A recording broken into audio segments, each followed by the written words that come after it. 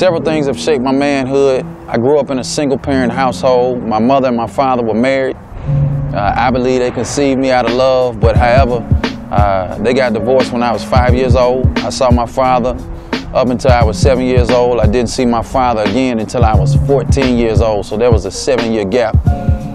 Several days I'd be inside of my room looking at the Ricky Lake show, and they would have families being reunited with family members, and I would just sit in my room and cry, hoping and praying that one day I would be reunited with my father. My mom was absolutely awesome. She worked her butt off to provide for my sister as well as myself. But growing up in a single-parent household, there was something that I lacked, not necessarily financially, because my mom is a judge, but at the same time, anytime a father is not around his children, children lack something emotionally that only my father could give. Seeing my other friends with their fathers and seeing my other friends, you know, their fathers being there for them, their fathers showing up at their games, and me not having a father to show up at my game, that hurt. Yeah, that hurt.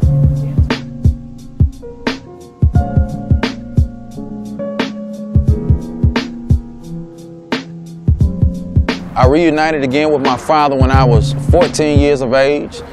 We sat down and we had a long talk as to why it is that he was not there. And it helped me to understand something critical. There's no excuse, number one, for a man not being there for his children, but sometimes men are not there, not because they have something against the child. Sometimes they're not there because they've yet to heal from their own wounds over the past, and they cope with those wounds the best way that they know how, and oftentimes the way that they cope with those wounds will have a tendency to take them away from their families. My mother never said a negative word about my father. She never down-talked my father. She allowed me to develop that relationship on my own, and I saw it for what it was. I must say that in the absence of my father, my grandfather was the role model that I looked to. I looked towards my grandfather. Even though I lacked a biological father growing up, God always has a ram in the bush, if you could say that. And that was my grandfather. God always provides for his children. He was my role model. He was my hero, a financial genius. I just appreciate everything of what he means to me and what he is to this world and to my life. And so ever since we were 14 years old, since I was 14, I've had a great relationship with my father. We've repaired what was torn, and I love him to death. I can talk to my dad about anything. This man has lived life. He's been a lot of places, he's seen a lot of things, and there's nothing I can tell my dad that would shock him or surprise him or to cause him to look at me with a judgmental eye.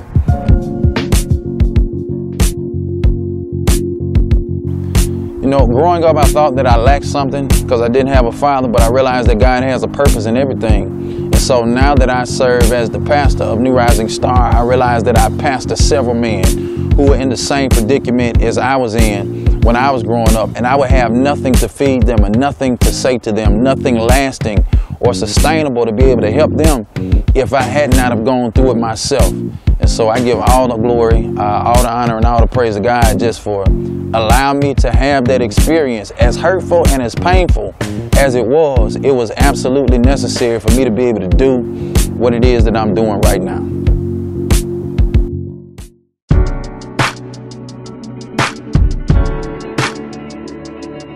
I think a lot of men see church as too feminine, too emotional, catering to the emotions, and a lot of us as men are not really emotional, not because we shouldn't be, but we were taught not to be. We were taught you're not supposed to cry, you're supposed to be tough, you're supposed to suck things up, nothing is supposed to bother you, you're not supposed to let your guard down. Now, when you come to church, it's a place where we're supposed to be free, it's a place where we're supposed to be able to worship, it's a place where I'm supposed to be able to lift my hands. And a lot of men who don't understand that principle, being open and vulnerable and naked in the presence of God and not ashamed, they see it as feminine. So in turn, I think a lot of men don't come to church. I think a lot of men also don't come to church because a lot of us in the church have lowered our standards. You would think that more people would come to your church if your standard was low, but statistics actually tell us that the higher your standard, the more people you draw. People want to have something to achieve to. People want to have something to attain to. And when they come to the church and they see the same thing in the seats that they see in the streets, a lot of men reject the church.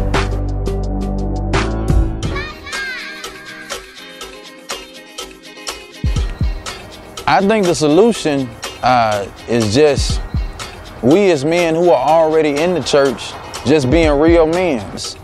Be a man who portrays the things that you do well, but also be willing to share where you hurt.